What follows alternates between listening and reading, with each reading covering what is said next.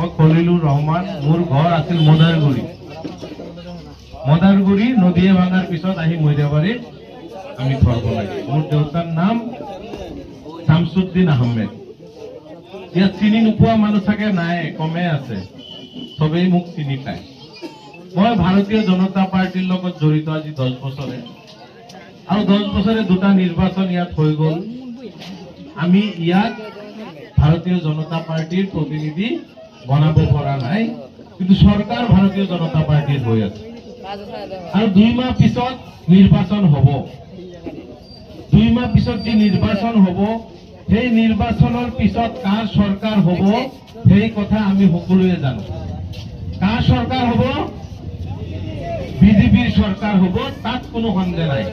কিন্তু লাহৰীঘাটত কি হ'ব সেইটো লৈ আমি মনত এতিয়াও চিন্তিত, প্ৰশ্ন হয়।